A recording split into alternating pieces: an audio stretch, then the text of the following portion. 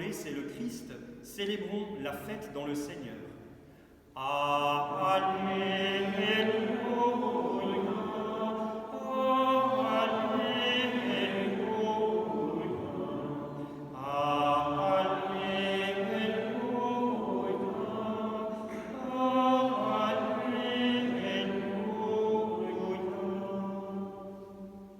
Le Seigneur soit avec vous et avec votre esprit. Évangile de Jésus-Christ selon saint Jean. Gloire à toi, Seigneur. Le premier jour de la semaine, Marie-Madeleine se rend au tombeau de grand matin. C'était encore les ténèbres. Elle s'aperçoit que la pierre a été enlevée du tombeau. Elle court donc trouver Simon-Pierre et l'autre disciple, celui que Jésus aimait, et elle leur dit: on a enlevé le Seigneur de son tombeau, et nous ne savons pas où on l'a déposé.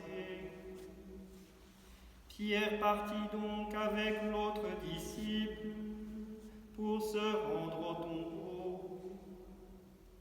Ils couraient tous les deux ensemble, mais l'autre disciple courut plus vite que Pierre et arriva le premier au tombeau.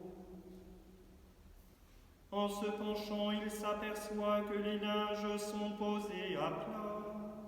Cependant, il n'entre pas. Simon-Pierre, qui le suivait, arrive à son tour.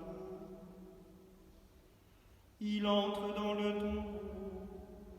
Il aperçoit les linges posés à plat, ainsi que le suaire qui avait entouré la tête de Jésus, non pas posé avec les linges, mais roulé à part à sa place.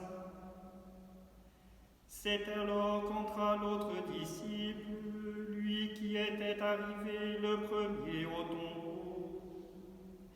Il vit et il crut.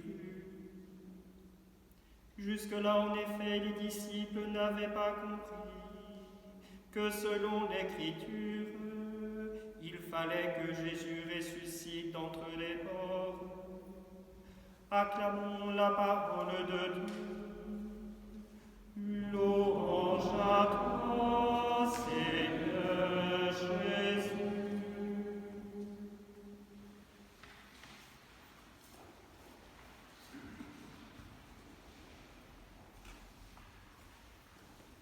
Chers frères et sœurs, enfin nous voici arrivés à Pâques, au terme de ce carême confinement si particulier. Alors vous pourriez me répondre: oui, mon père, mais le confinement continue et va continuer, certes. Mais nous fêtons la résurrection du Christ et la puissance du ressuscité nous rejoint non pas de manière abstraite et générale, mais de manière précise et particulière dans ce que nous vivons. Dieu agit toujours dans la réalité de nos vies, pas en dehors. Il y a une première bonne nouvelle qui découle de la résurrection de Jésus, qui n'est peut-être pas la première, logiquement ou chronologiquement, mais qui est une conséquence directe de la résurrection du Christ. C'est que Jésus ressuscité n'est plus soumis aux lois de notre temporalité. Le ressuscité peut apparaître à qui il veut, quand il veut, de la manière qu'il veut. Il n'est plus soumis ni à l'espace ni au temps. Et par conséquent, rien ne peut l'empêcher de nous rejoindre dans nos maisons, dans nos familles, alors que nous-mêmes ne pouvons pas nous rendre dans les églises pour fêter ensemble sa résurrection. Marie-Madeleine se rend au tombeau et Jésus n'y est pas. Pourtant, il va lui apparaître après, et c'est lui qui vient à elle. Le soir même, sur la route d'Emmaüs, c'est lui qui va rejoindre les disciples. C'est encore lui qui apparaîtra aux 11 apôtres, moins Thomas. En fait, le ressuscité se moque des portes fermées dès l'instant que les portes des cœurs lui sont ouvertes. L'état de la résurrection permet à Jésus de nous rejoindre jusque dans notre confinement. Alors accueillons-le. La deuxième bonne nouvelle qui découle de la résurrection est que, en ressuscitant, Jésus fait advenir un état nouveau dans notre monde. La résurrection est en quelque sorte une transformation. Ce qui est ancien passe, ce qui est nouveau advient. La nouveauté qui advient ne peut être pensée à partir de l'ancien que nous avons connu. C'est toute la difficulté à laquelle vont être confrontés les disciples et les témoins de la résurrection de Jésus. Jésus ressuscité n'est plus reconnaissable selon les anciens critères que les disciples avaient. La nouveauté du ressuscité est marquée par la gloire divine, par la puissance de la divinité, par l'amour tout-puissant qui irradie et triomphe. La nouveauté issue de la résurrection n'est plus marquée par le péché, par la corruptibilité. Depuis la résurrection de Jésus, cette puissance de transformation a envahi notre monde et telle une vague, elle se répand au milieu même de nos réalités humaines. C'est ce que saint Paul dit dans l'Épître aux Corinthiens: « Purifiez-vous donc des vieux ferments et vous serez une pâte nouvelle. » Cette transformation nous concerne de deux manières. Personnellement, par le sacrement du baptême, qui nous donne la vie du ressuscité, et puis collectivement, par notre monde, qui se laisse sans arrêt transformer par la grâce de la résurrection. Mais que cela soit personnellement ou collectivement, cette transformation est le lieu d'un combat entre la grâce de Dieu et notre péché. La vie et la mort s'affrontèrent en un duel prodigieux, avons-nous chanté dans la séquence. Ce matin, nous pouvons donc nous demander comment nous accueillons cette nouveauté de la résurrection dans notre monde. Comment nous y coopérons? Un monde nouveau dans le Christ ressuscité est appelé à surgir. Comment y coopérons-nous? De manière très concrète, l'épreuve de cette épidémie nous configure à la croix, à la mort, à la souffrance.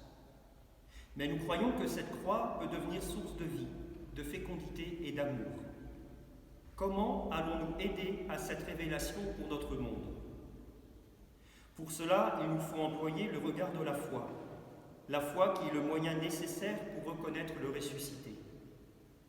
L'événement de la résurrection va profondément transformer les disciples. Désormais, ils n'appréhenderont plus les réalités humaines comme avant.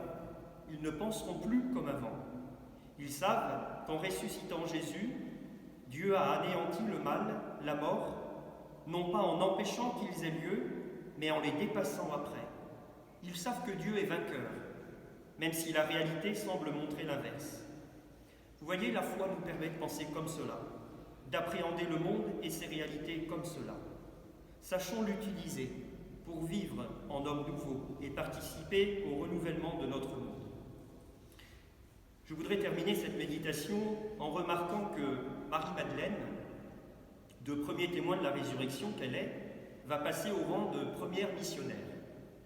Elle transmet la bonne nouvelle de la résurrection de Jésus en allant trouver Pierre. Bien que confinés dans nos maisons, la puissance de Jésus ressuscité nous rejoint et nous pousse à être missionnaires. Depuis des années, on nous pousse à confiner Dieu dans l'espace privé, sous couvert du respect de la laïcité. Depuis des années, Dieu est effacé progressivement, petit à petit, de notre vie publique, au point que, sans nous en rendre compte, nous devenons parfois complices du fait que notre monde se détourne de Dieu.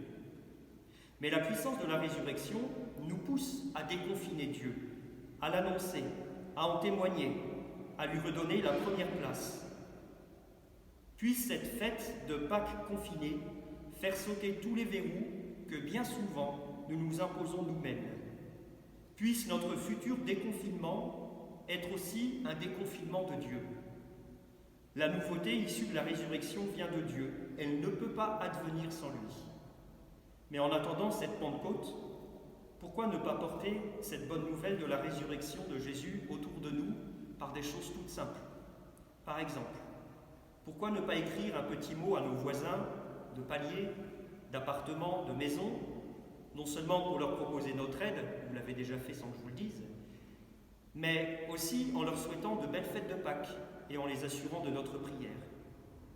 Que la Reine du Ciel nous aide à vivre de la résurrection de son Fils en nous rendant missionnaires. Belle et sainte fête de Pâques. Amen. Alléluia.